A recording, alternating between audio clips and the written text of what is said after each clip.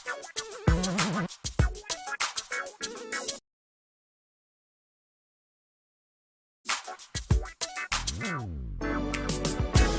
you're looking for, you can find it here on the Hope TV.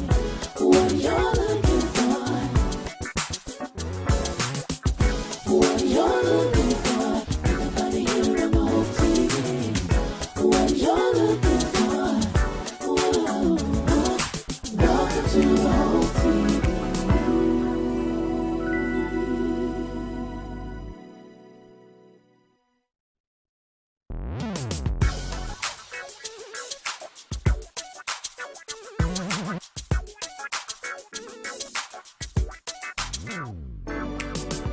What you're looking for, you can find it here on the Hope TV. What you're looking Never don't you want to get down, down, down, down. Never don't you want to get down, down, down, down. Never don't you want to get down, down, down, down. Never don't you want to get down, down, down, down. And I can make you wanna say, I'ma turn it up and then I'm gonna take it there. I can make you wanna go, never make it out. You've never figured it out. Hello, Never don't you want to get down, down, down, down. Never don't you want to get down, down, down, down.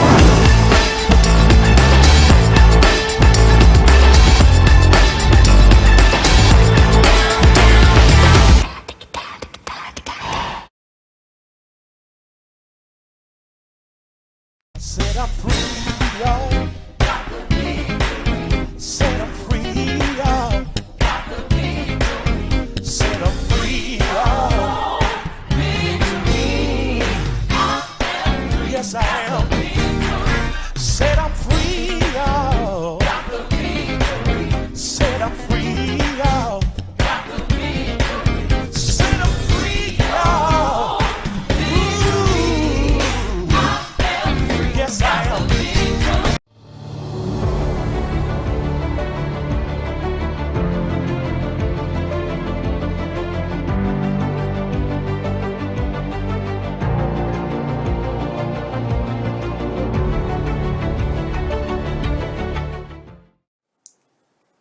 Good morning, good morning, good morning. This is the day that the Lord hath made. Let us rejoice and let us be glad in it. Welcome to Hope TV. I'm Dewey Smith. I'm one of our chief hope dealers here at the Hope TV, and I am absolutely ecstatic that you've tuned in to this segment of A Deeper Dive on this Friday, January the 14th. It's certainly a privilege and a pleasure, and I'm humbled and I am absolutely honored that you carve a portion out of your day to spend with us here at the Hope TV, where we're all about entertaining faith and we're all about presenting a daily dose of hope. We want faith that is entertaining, and that's as engaging and fun and informative and pushes us, that is comprehensive. And so we're all about entertaining faith, and we're all about giving that daily dose of hope and providing content that just is cross sections and a lot of intersections. So we're excited. I really am, and I'm thankful that you're here this morning. Yes, I am, and honored and privileged. And do me a favor, drop me a line and let me know the city and the state and the country from whence you're viewing. We take your viewership very, very, very seriously here, and I want to hear from you. It's important that we hear from you. Good morning to you, Tina Williams from Fort Valley, Georgia. Thank you for being a part. Again, thanks for being a part of the family. I want to hear from you. It means a lot. We try to have intentionality in terms of good morning to you from Deborah Ellison from Ohio. Blessings to you. Good morning to you. Thank you for being a part. And we try to be intentional about our programming here, and we try to be consistent. And so it's almost like when you prepare dinner and you hope people come to eat. Nobody shows up, so you want to know when you prepared and you putting something forward. You want to hear from people. Good morning to you, Gregory Aaron White from Memphis, Tennessee. Blessings to you.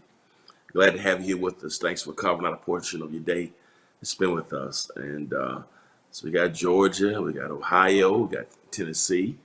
Anybody else I want to hear from you? Anybody who's watching through Apple TV or Roku or Twitch or Amazon Fire TV? Of course, we're hearing from Facebook. Good morning to you, Duana, from North Carolina. Blessings to you. Glad to get to you. Uh, Hope you're feeling better up there in North Carolina. I've been trying to get. Duana's been a part of my ministry. Gee, man, 25 plus years probably now. No, over 20 years. Because I've been in Atlanta almost 18 years. That's amazing. She and her family were there with us in Middle Georgia, and until they moved away to North Carolina, still connected. Her and her husband and family these 20 plus, maybe 25 years, I believe. I don't know how long Duana you've been connected with us.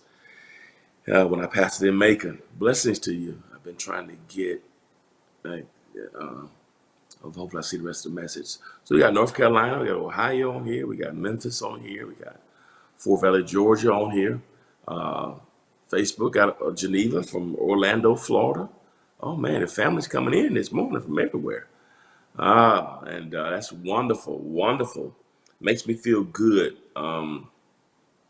I missed our morning due yesterday because I had a funeral at 10, and I didn't get a chance to pre-record it. I like doing these live where I can interact with you. So uh, pardon me for not being able to be with you yesterday. But I had good morning to you, Tom, from Victorville, California. Blessings to you, Tom. Good to see you this morning. What a blessing to have you here with us this morning. Wow. Good to see you this morning, Tom. Glad you're here with us. Mhm. Yeah, y'all forgive me. I had to kill a spider. Go spider. I had to kill him. Y'all forgive me. Good morning to you, Duana. 1991. Oh my goodness. That's been 30 years. I knew 20. My goodness. Duana's been a part of my ministry, her and her family for 31 years. Jeez. Isn't that amazing, man? Boy. And I hate I missed you guys yesterday. You know, I started pastoring in 1990. I was in college. In 1990, I was in college, and Duana and her family, when they were in Warner Robins, Georgia, with the Air Force Base, they connected with my ministry in 91. So that's for my first year of pastoring. Oh my goodness, it's been 32 years. Good morning. That's Daniel from Nigeria. Blessings to you, Daniel, from Nigeria. I can't wait to go to Nigeria. And I was invited to come a few months ago, but of course, due to COVID, it was not a good time for me. I look forward to coming. Never been to Nigeria. I look forward to coming. Blessings to you. But everybody who has supported us, good morning to you, Veronica from Greensboro, North Carolina. Blessings to you. Veronica Broadnax from Greensboro. Blessings to you, Veronica. Glad to have you here. My youngest son, always talks about North Carolina A&T. And so blessings to you up there in North Carolina. So we got Raleigh and Greensboro. So we got Nigeria on the line today. We got two from North Carolina, Ohio, Florida, California, Memphis, Tennessee. Uh, we got Fort Valley, Georgia. So and Nigeria. So God is blessing us today, and I'm thankful. I'm excited that you've tuned in today. I appreciate you. We're in day 5 of our fast. Good morning to you. We're in a 21-day fast, and um, we started on the 10th, and today this is Monday, Tuesday, Wednesday. This is the 5th day, and those of you who have not started with us, we want to encourage you to start with us. We started light this week. We're going to move next week to vegan options for the next 2 weeks, and be no meat, no dairies. Got Nashville, Tennessee on as well. Got Nashville and Memphis. That's Gianna Chase. Blessings to you. So if you want to fast with us, you can go to our website, hohatl.org, to get more information. Fasting is a spiritual discipline, and it is taught in the scripture. And so If you have some physical conditions that you may want to consult with your physician first just to make sure it's okay. There are certain physical issues that you have that may fasting may present a challenge. If that's the case, just encourage you to talk to your physicians. But I'm excited about it. We have Randall. Randall is tuned in today from South Africa. So we got Nigeria and South Africa. Blessings to you, Randall. Glad to have you here with us today. So we're excited. South Africa and we have Nigeria on the line today. Blessings to you. So excited. Do me a favor while you're watching, everybody, if you can subscribe, like, comment, or share. If you can subscribe, like, comment, or share, means a whole world to us to help us get this word out. I'm excited about our conversation today. It's not going to be a lengthy conversation, but I want to share with you today. So subscribe, like, comment, share. Every time you share this link, you can allow others to get the message and a daily dose of hope as well. So everybody who's watching, whether it's Nigeria, South Africa, Victorville, California, whether it's Orlando, Florida, Greensboro, North Carolina, Raleigh, North Carolina, whether it's Ohio, Memphis, Nashville, Fort Valley, Georgia, wherever you're watching from, there's YouTube. We have Patricia Triplet. That Patricia, she's from Winfield, Louisiana. Yeah, Winfield, Louisiana. So we got Louisiana on the line this morning too. So blessings to you. And I haven't heard from my YouTube family yet. I don't know where they are. I think we've had some difficulty with YouTube, but to all the YouTube family as well, I want you to make comments. We're going to try to get it worked out so we can get your comments on here as well. We want to hear from our YouTube family as well. All right, let me get right into our conversation for today. We're talking today about proofs. Always watching.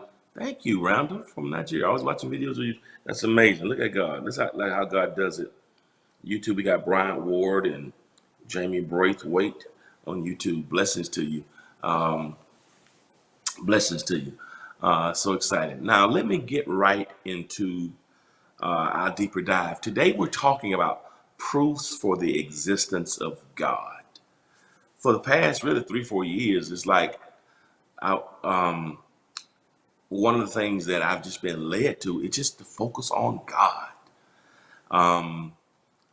To have a higher view. We got a lot of, thank you, Sean. Good to see you, Sean. Got a lot of first-time guests. Welcome to our first-time guests. Glad to have you part of the family with us today. And it means a lot to us. And I don't know the time zone differences, but everybody who's tuned in, welcome. And but we've been talking about God for the past couple of years and really focusing on God. And this year we're talking about God's power. And one of the things that I wanted to just go deeper with us, proofs for the existence of God. And today, we're going to look at some philosophical, theological proofs that are pretty common, but I want to give you three words today. I want to focus on 3 words today. Good morning to you from Opelika, Alabama. Good morning to you, Maddie Clark from Alabama. So, well, the family's coming in today. Listen, this is exciting to have all the family here. I want to give you a couple of arguments about proofs for the existence of God. There's a gentleman, there was a theologian, philosopher whose name was Thomas Aquinas. Thomas Aquinas is given a lot of credit. Fort Lauderdale, Florida. Good morning to you, Betty. A lot of people give him credit for these proofs, but people like Saint Anselm of Canterbury and so many others have contributed to this conversation. But there are 3 words I want to give you. I want you to commit to your memory because I think they're important from a theological and a philosophical perspective. 3 words that I want to push today. 3 proofs or 3 arguments that I want to push today. Good morning to you, Amy Robinson from Decatur. Okay. So are y'all ready to go to work? All right. So the first proof of the existence of God, first slide, please, is what we want to call the ontological proof. It's a deep word, but it's a big word, but it's a word that's pretty common in theology and philosophy quarters. And so that's why we call this a deeper dive, because I want to engage us a little deeper. I want you to get that word ontological. That may be a word that you may hear me use. A lot of preachers may use. It's a word that you see sometimes when you're reading different literature. So it's a pretty common word from a theological and from a philosophical perspective. Ontological, ontological, and so this ontological proof, or as it is also called, the ontological argument. And I dealt with this last week in Deeper Dive. So if you missed the January 7th Deeper Dive, this is really what I dealt with last week. It was really the ontological idea. And basically, the ontological got Wilmington, Delaware. Blessings to you. Barbara Cobb from Delaware. Blessings to you, Barbara. Good to have you here with us today. The family's coming in from everywhere today. Blessings to you. And so the ontological argument or the ontological proof, it proceeds from the idea, and we dealt with this last week, that Buffalo, New York. Good morning to you. Jimmy, Gory, Buffalo, New York. Blessings. Got Delaware and Buffalo, New York on here today. And so it proceeds from the idea of God to the reality of God. I think I told you last week that I think Anselm said about God that God is that thing. God is that to which no greater thought can be thought of. Is that what we called it last week? To which no greater thought can be thought of. No greater thing can be thought of. And so if you think about God in terms of an idea, what is an idea that is bigger than God? Good. Got Macon, Georgia, my hometown. Blessings to you. It's Harris Harmon. So what idea? That's it. That's it. That was it. That's good. Put it back up from last. That's perfect. Thank you, producer. That's wonderful. Thank you, because I didn't give you that. I didn't give you that on my notes for today. If you can put that back up, because that's really the ontological argument. Can you put that up there? Here it is. This is what Anselm, who was and that's, we talk about Canterbury, that's really the Church of England. But here's what he says. Here's what Anselm said. God is that than which no greater thing can be thought. So in his mind, what can you think of that's greater than God? And so if you can think of no greater idea than God, then that must be God. So what's the greatest thing you can think of? Is there any thought that you can think of that's greater than God? So if you can't think of any thought that's greater than God, then God is that. And so for Anselm, if God does not exist, the idea remains.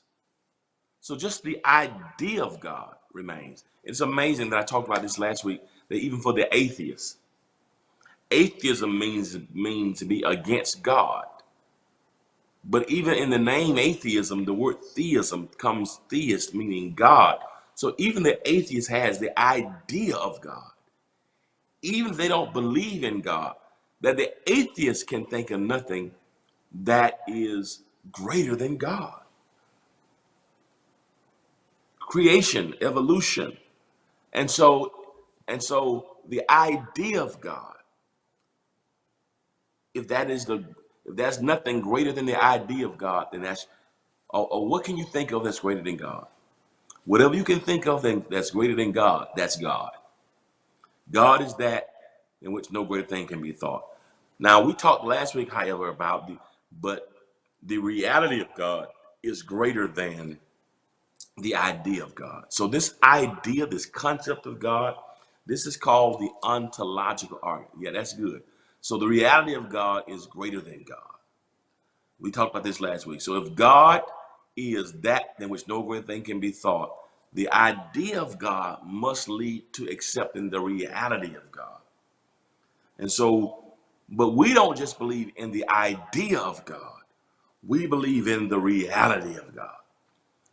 But for the atheist, the idea of God must make one think about the thought that there is a God. So even if the atheist does not accept the reality of God, they have to struggle with the idea of God. Woo! So God is so awesome that even the atheist has to struggle with the idea of God. And so this is called the ontological argument. The ontological argument. Um, that even the concept of God, that's good. That's good. So here's what Anselm says. It proceeds from the idea of God to the reality of God. And it was first clearly formulated by Saint Anselm of Canterbury. So here's that. So here's the thing about, so when we talk about the ontological argument, it deals with the idea of God. It deals with the reality of God. So the very concept of God is ontological. It is the ontological argument that if you can, so if the atheist says there is no God, the fact that they had to think about God is ontological. For them to have to dismiss God means they had to think about God. The atheist can't even be atheist without talking about God or the idea of God. But those of us who believe in God, we don't just believe in the idea, we believe in the reality of God. That's the hymn of the church that I love so much. It says, there are some things I may not know. There are some places I may not go. But this one thing that I am sure, that God is real, for I can feel him in my soul. Yes, God is real, real in my soul. He is real, for he has washed and made me whole. His love for me is just like pure gold. God is real, for I can feel him in my soul. That's ontological. That's an ontological conversation. From the idea of God to the reality of God. There was a German philosopher whose name was Friedrich Nietzsche. And Nietzsche concluded that God was dead. And Friedrich Nietzsche shook a lot of people up by saying God is dead. When he talked about what's happening in the world, but the God is dead theory. But even when Nietzsche said that God is dead, the very fact that you say God is dead, the very fact that you had to think about the idea of God. Even for Friedrich Nietzsche, if God died, God existed. That's ontological. It's the idea of God. So from the idea of God to the reality of God. So for the atheists who say there is no God, they still have to think about the idea of God. For Friedrich Nietzsche, who said that God is dead, if God is dead, that meant that God first had to have existence. So that's the idea of God. But you and I, we don't believe in staying stuck at the idea or the concept of God. We believe in the reality of God. So not just the idea, but the reality. But the reality. But the reality. We don't believe God is dead, and we don't believe with the atheist that there is no God. The agnostic is different from the atheist. The agnostic says we're not. The atheist says there is no God. The agnostic says we're not sure there is no God. Proponents of Friedrich Nietzsche, God is dead, they say there was a God, but he no longer exists. All of them have to struggle with the idea of God. You can't even not believe in God without struggling with the idea of God. And if there's a thing about the atheist, the agnostic, or the Friedrich Nietzsche, they can tell you no greater idea than God. There's no greater idea than God. So even for those who don't believe in God, ontologically speaking, there's no greater idea than God. However, you and I don't just believe in the idea of God or the concept of God. We believe in the reality of God. So this is called the ontological argument, from idea to reality, the concept of God. Do y'all have that? Are y'all with me? I want y'all to make sure y'all got that. That's the ontological. I want y'all to commit that word to your vocabulary. The ontological argument. The ontological argument. Not just the idea of God, but the reality of God. The God is real. All right? So that is the ontological. Yes, we believe in the reality of God. But even for the atheist, if you talk to an atheist, just tell them, you might not believe in the reality of God, but you believe in the idea of God. And if you believe in the idea of God, if there's nothing greater than the idea of God, Anselm of Canterbury would say, that God is that thing which no other greater thing can be thought of. If you can't think of anything greater than God, then that's God. So I get what he was trying to say, but I want to push it a step further. We don't believe just in the idea or the concept. We believe in the reality of God. You with me? Good morning to Loretta. So that's the ontological. Y'all get that word? Ontological argument. Those who believe in the idea of God versus and the reality of God. That's called the ontological argument. Now, y'all with me? Y'all are we? So do y'all have the ontological proof or the ontological argument? And y'all can, and everything I'm telling you, you can research what I'm telling you about this argument. You want further, I'm trying to simplify it for you, but to give you the gist of it. But it's a very common argument that's been around for centuries. That's why I want to give it to you so we can, even as we're talking about God, it's important that we know how to share our belief on God. Okay, that's why this is so important. So like, why do you believe in God? What are the arguments of God? Yeah, even they don't believe in God, they have to acknowledge that's it, Patricia. Even when they don't believe, the atheists still have to acknowledge the idea. You're exactly right. That's how good, that's how awesome God is. That even if you don't believe in my reality, you got to deal with my idea. Woo! even if you're not conscious of me, you've got to be able to accept me. All right. Blame down. Andrew from Visiting Person. Blessings to you, Celeste from King George, Virginia. Blessings to you. Glad to have you. So that's so powerful that the atheist, the one who does not believe in God, still have to talk about it. The ones who don't believe in God still have to find ways to refute him. And that's something that you got to talk about somebody you don't believe in. That's how awesome God is. Isn't that something? Most of the time, when you don't believe in something, you don't discuss it. But I'm so much on your mind. God is so much on their mind that they spend so much of their time trying to deny him and trying to refute him, talking against him and talking about because whatever has happened to them, they struggle. Maybe the pain in the world, maybe what they've been around, but they still have to deal with the idea. So the idea. So this is the ontological argument. Okay, all right. But God is real.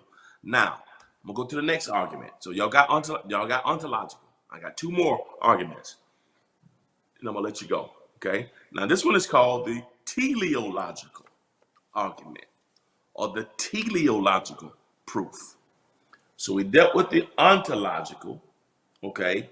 This one is called the teleological. Teleological. Okay. Just a big word. Teleological. Now, what does this mean? Teleological. All right. Good morning to you, Danetta from Silver Spring, Maryland. Blessings to you. God is. That's right, Danetta. God is. So the teleological, so ontological deals with the idea of God and the reality of God, the concept of God. That's ontological. So that's one proof. The idea of God, the concept of God. Now, this one's called the teleological. Now, it proceeds from the thought of design. By contrast with a much more specialized catalog of properties and end with the conclusion concerning the existence of a designer. Now, teleological argument, it says that when you look at the natural things, when you observe the natural things, right? When you look at the natural things, here's another word, here's another phrase. If you can put this on the bottom of that same slide, here's another word that goes under the teleological argument. If you can put this under that same, on the bottom of that, it's called intelligent design. Intelligent design. So intelligent design falls under the teleological argument. Thank you so much. My producer's off the chain. My AP's off the chain. All right. That's it. Intelligent design. So when you so so let me break this. So intelligent design falls under the teleological argument. Yeah, intelligent design. So what does that mean? Okay, the teleological. I want you to get these words. Now, I'm not just giving you these words. So I want you to maybe say these words and explain them. Yeah, this is a deeper dive. So this is systematic theology. If you went to a seminary course, you have to take this you have to go through this lesson. So I'm giving you stuff that you have to go through if you took a lesson on philosophy or even in seminary. Intelligent design. Now, so the argument is the teleological argument, but intelligent design falls under this argument. Let me give an example of the intelligent design. If you look at the sun and the moon and the stars, intelligent design.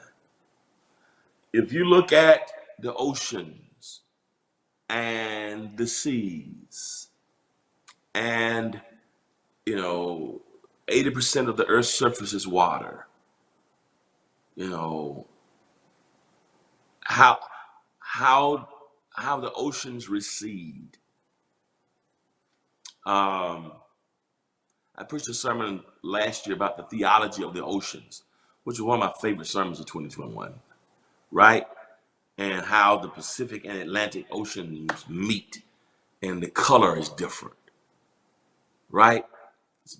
It's really fascinating when you think about it. And off the coast of Brazil and South America and in parts of you see where one ocean is of a different color than the other, and how they meet but they don't mix. The oceans meet. You can see the line. How God made one blue and one green, and they mix, and you can see you can look at it and see who did that. The stars, the constellations, the hemisphere, the teleosphere, the stratosphere. Who designed that? That was that is a design, right? You look at the different properties and look at the different how everything is designed. Yeah, it's all if you look at the human body, how it functions, how we get a cut if your body is how blood flows there. Blood flows to the area of the womb. Woo! My God, don't y'all make me preach this. I'm sorry, I'm not trying to get too happy. But whatever, if you cut yourself, that's a puncture there. Blood immediately comes up. How blood goes immediately to the area that's been wounded. My goodness. How the planets line up. Yes. Talk about shooting yourself beyond up into the stratosphere and Mars and Venus and Pluto and Uranus and Euripides. Oh my God. The Milky Way. How did it get there? That's the teleological argument. The different properties. If the sun is positioned where it's close enough to us to keep us warm. If the sun was any closer to the earth, we burn up. If it was a smidgen further away, we freeze to death. Who perfectly placed the sun to keep us warm? Warm enough, but not cold enough. Who did that? We're expecting snow this weekend in Atlanta. It's going to be snowing in Atlanta. It's going to be 80 degrees in Turks and Caicos. Who designed that? Who separated the North Pole from the South Pole? Talk, Tom. Everything points. It's a teleological argument. How the moon rotates around the sun. Ooh, my goodness. Every night the moon rotates around the sun. And the job of the moon, when you look up at the moon, it's a quarter moon, a half moon, a full moon, and so much has been said about the moon. But do you know the moon has no light of its own? There is nothing, there is no intrinsic light within the moon. So when you look up at nighttime and see the moon, it's beautiful. It's luminous. If it has no light, what is the light? The light that you see in the moon is not the moon's light. The moon simply reflects the light of the sun. Every time you look at the moon, it reminds you there's a sun. The moon is there to be the queen of the lunar system, to brighten up dark areas. But her job is to reflect and rotate to reflect the light of the sun. Who designed? The moon is nothing but dead rock, something that was discarded, something that was broken, but it's placed close enough to the sun. How God can take something that was broken, that was worthless, but put it close enough to the sun and let it reflect the light of the sun. Don't make me preach here. Who did that? The properties. And so there has to be, so if there's intelligent design, there has to be a designer. That's the teleological argument. That's not just the design, there has to be a designer. These things, these properties that have existed for, science says billions of years. That's the design, the design. So the design alone indicates, all right, there has to be, when you notice natural things, right, how they act for a purpose, right, there has to be a designer. This is the teleological argument. So the ontological argument, it says the idea of God, the reality of God in thought, the concept of God, just the thought of God is ontological. The idea of God, the concept of God, that's the ontological argument that was formulated by Anselm of Canterbury. So the idea, the concept of God, the reality of God. So the God is that thing which no greater thing can be thought of. That's God. What's the greatest thing you can think of? Whatever the greatest thought you can think of, that's God. That's ontological. That's the ontological argument.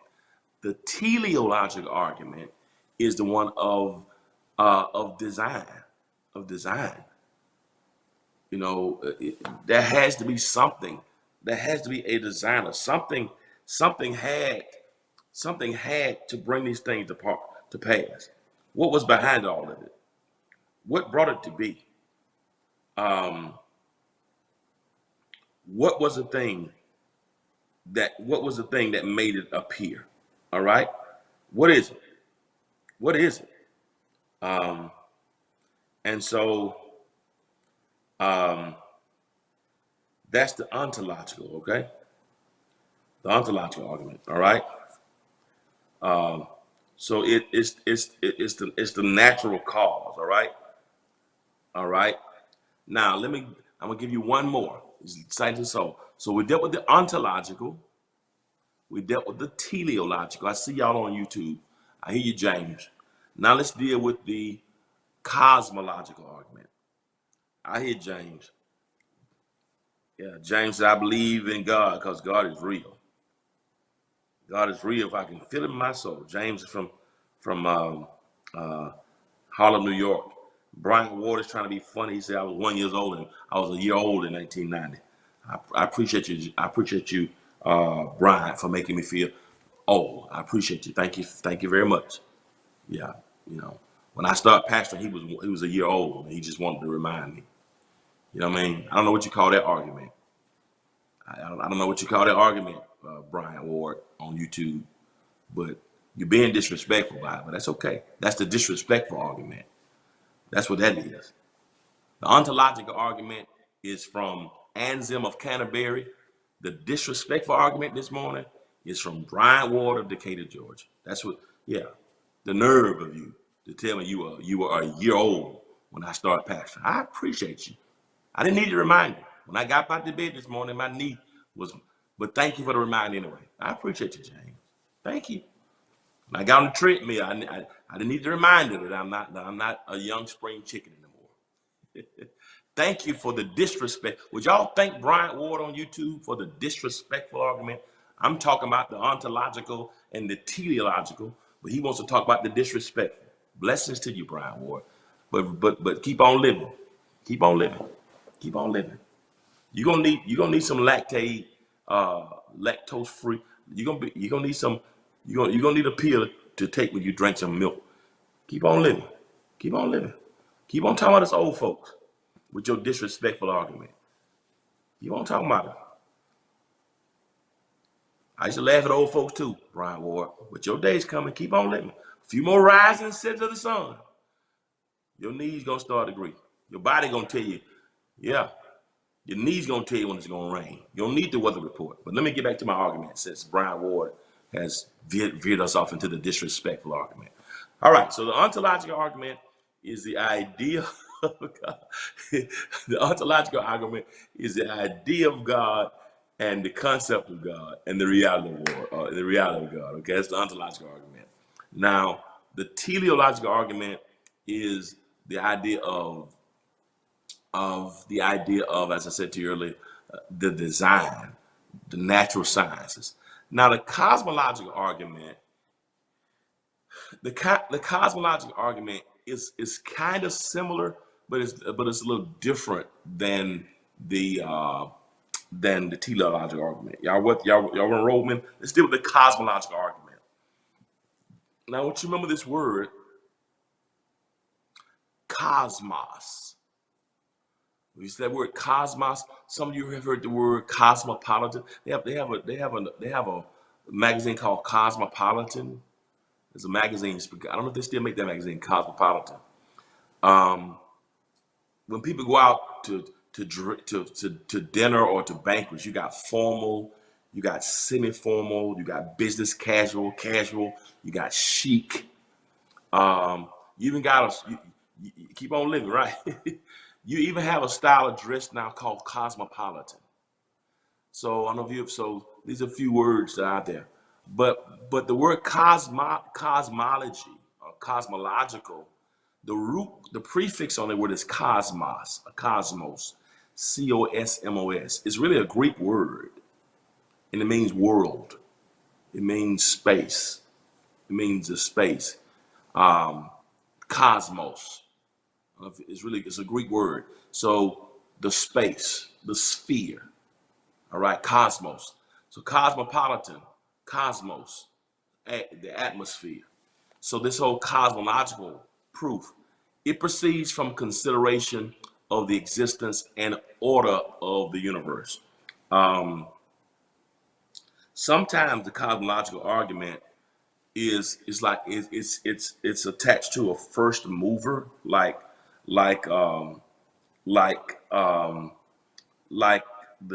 first. Blessing to you, Hollis Thomas. Blessing to you, James. So YouTube. So the cosmos, it it it proceeds from a consideration of the existence and order of the universe, cosmos. What it also moves. Let me deal with the cosmos. Here's an argument that comes under that. There are really two arguments I could put. Yeah, that's good. That's good. Up under that cosmological argument, I'm sorry, producer AP, I didn't give you this. I want you to put up on that first mover. First mover. First mover. So I want you to get you two things to put on the bottom of that, and I'm gonna let y'all go. First mover. First mover. All right. All right. First, mover. That good. So with the cosmological argument is different from teleological. Teleological deals with design, intelligent design. Cosmological says, okay, the universe exists, right? Naturally. But there had to be a first mover. While the teleological gets into the nuances of how it was all designed, The cosmological says it exists. Teleological says something developed it, something designed it. Cosmological says something willed it. There had to be a first mover. Before it was designed, there had to be a first mover. Here's another one I want you to put up on the very bottom and let you go. Cause and effect. Cause and effect. Can you come up some a little bit? Cause and effect. Or just put it beside first mover. Oh, yeah, that's it. That's great. That's good. That's great. Cause and effect. That's it. Perfect. And so these arguments both come under the cosmological proof that to every effect there must be a cause. While the teleological deals with the design, cosmological says there had to be a first mover. That all this stuff, somebody had to move it. And the first mover is also the unmoved mover. Woo! I don't mean to get loud and preach it, y'all. But the one who first moved is unmoved. The unmoved caused the first movement. Nothing moved him to exist, he just existed. He's got to be the first mover who can't be moved. The earth exists because it was moved. God exists because he's the mover.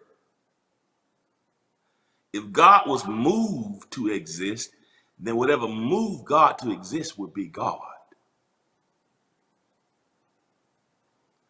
So the first mover has to be unmoved. This is why I don't pray. This is why I don't pray to the universe.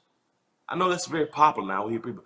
I believe in the universe. I believe that there's a power in the universe, but I don't pray to the universe. Some people have used universe. Some people don't use God no more. They use universe. The reason why I don't pray to the universe because the universe is not God. The universe is a creation just like you and I. The universe was moved to exist. It was moved to exist by an unmoved God. Now, if the universe moved God into existence, then the universe, I'd pray to it. Because the universe will be that thought that's greater than God. I can't pray to something that was created. That's why even though the devil is powerful, I take consolation in the fact that Genesis 3:1 says, now the serpent was more subtle than in the beast in the field which the Lord God has made. So even the devil was created by God. That's why he's not omnipotent, all powerful, because he's a created being just like you and me. God created him and gave him choice, and he chose to rebel.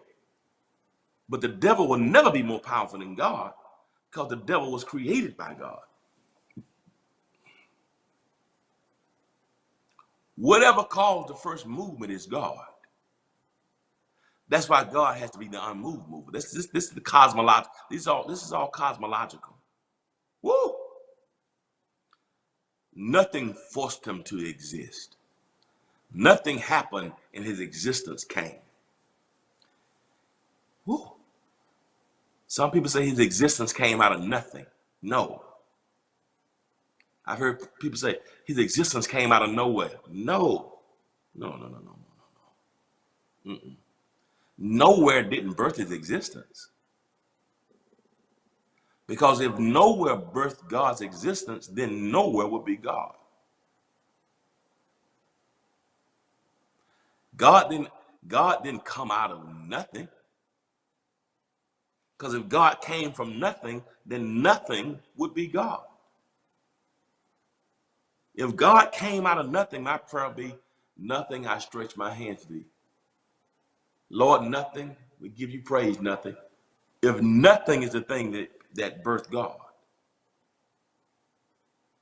So stop saying God came out of nothing, or God came out of nowhere. God didn't come out of nothing. Nothing came out of God.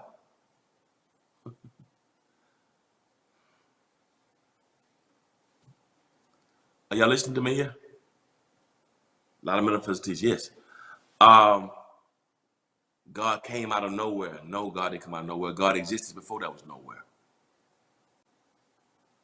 God came out of nothing. No, God didn't come out of nothing, because if God came out of nothing, nothing would be superior.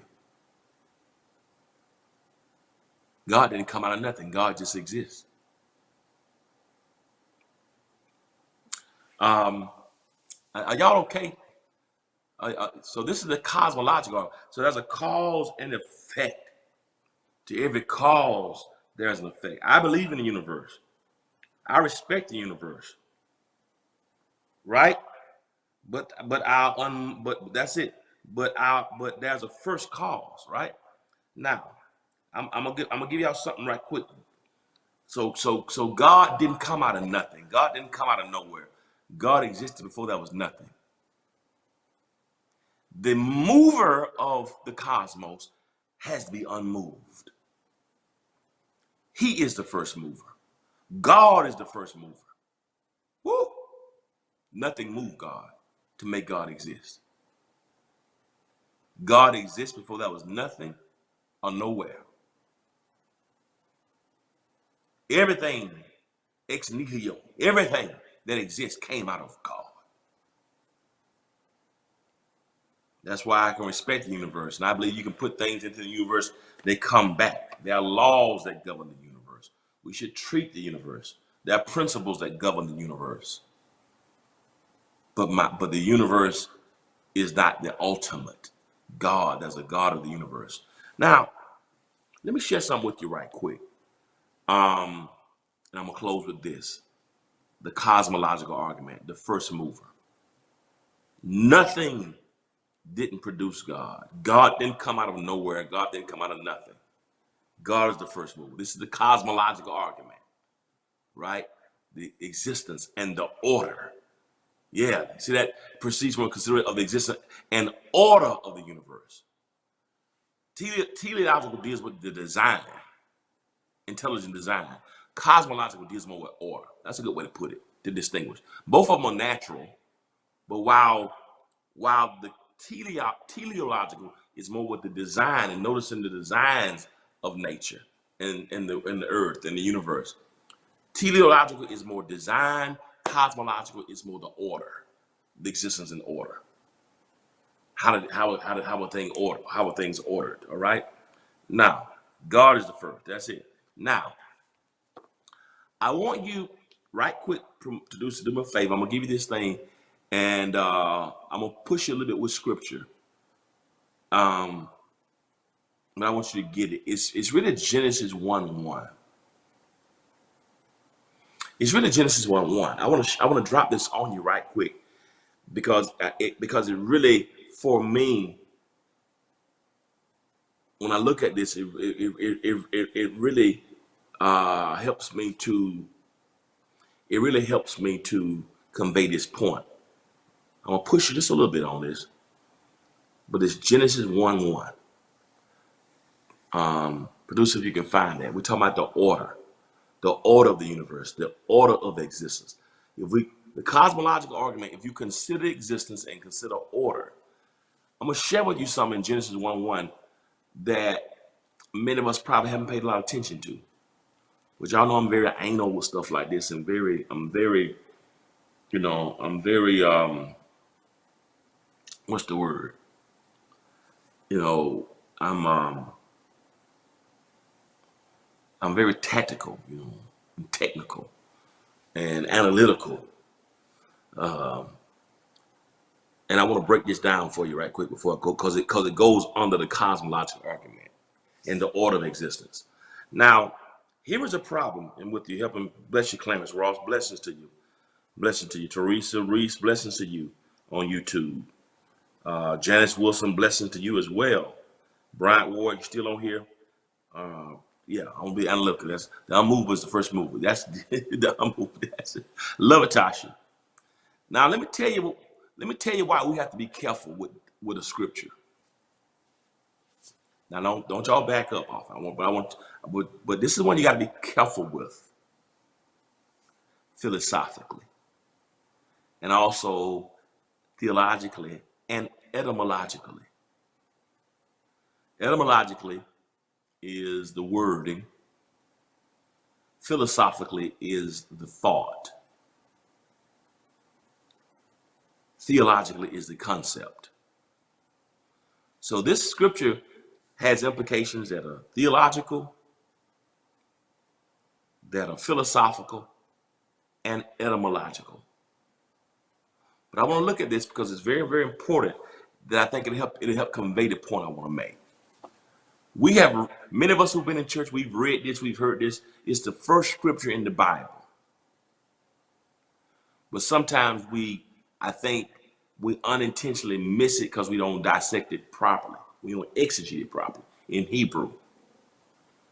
And I think it's cosmological. It goes to the cosmological idea. Y'all stay with me now. Now here is the issue with the English in Genesis 1:1.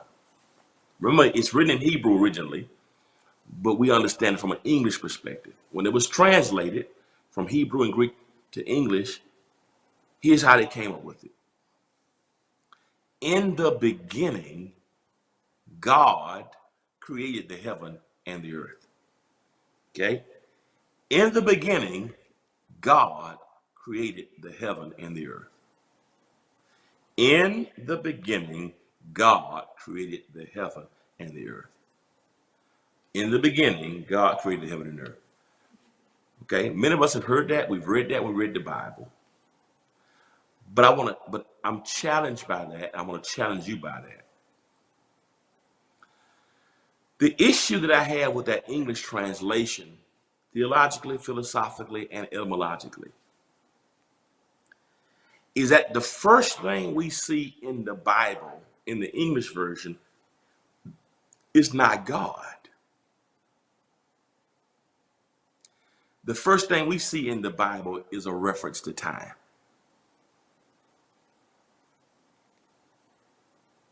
That's problematic. This verse does not start with God. This verse starts with in the beginning.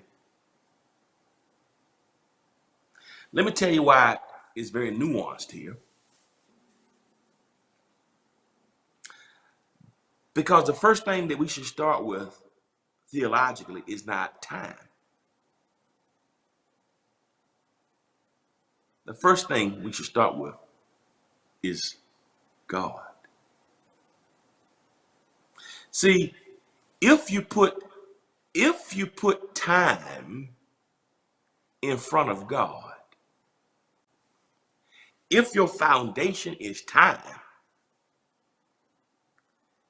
then you get impatient, then time will be your mind. That's why we get impatient. We have no patience because everything's on time. We want to own our time. But the Hebrew, when you read it in the Hebrew doesn't say in the beginning God.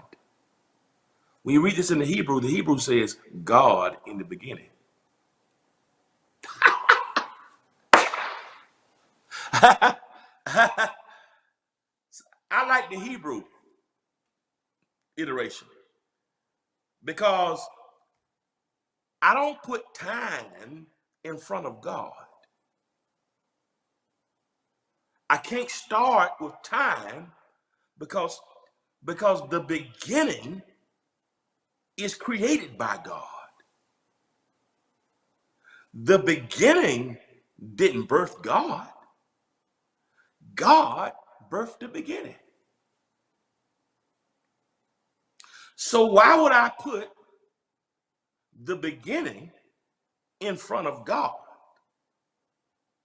when the beginning has no beginning unless God begins it?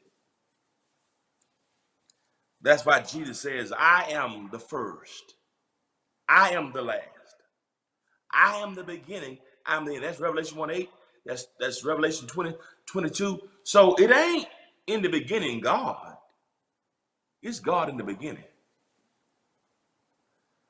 Don't start your theology off with time,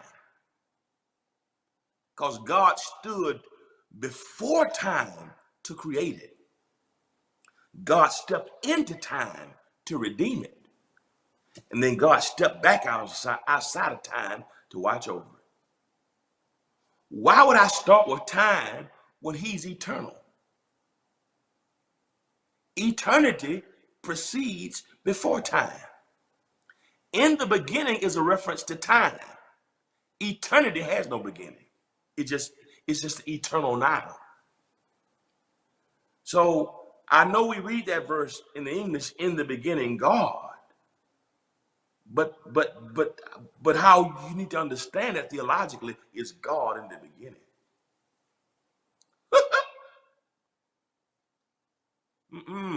You don't start with in the beginning. You start with God. Don't start your day with time. When is this gonna happen? When is it gonna happen? When I'm gonna get married? When I'm gonna get my promotion? That's why many of us have we got anxiety because we're stuck with time. We always think about time. What I'm gonna do tomorrow? When the bills due next week. That's because we're letting time govern us. This is why Jesus said, take no thought what you're gonna put on. Take no thought about what you're gonna wear. That's why Jesus said when he prayed, he says, give me this day. Many of us have driven ourselves crazy because we've let time be more important than God. I ain't married yet. When am I have my first child? When my promotion coming? When am I get my check? When it's gonna turn around? When my husband gonna act right? When my wife gonna get herself together? When the church gonna make it over? When COVID gonna be over? When? Because we put time in front of God, it's driving us crazy. But it's not in the beginning. God is God in the beginning. So even if I can't see time, I see God. Because God got time in his. I'm not trying to preach to y'all, but I don't know who this is for. And God had to tell me, stop putting anything before me. Thou shalt have no other God before me. And unfortunately, some of us have put time in front of God in the beginning. No, not in the beginning, God. It's got to be God in the beginning. He's Alpha and Omega. He was there before the beginning began. He'll be there when Omega is over with. His sweep is from everlasting to everlasting. It ain't in the beginning. God is God in the beginning. Oh, he precedes time and space.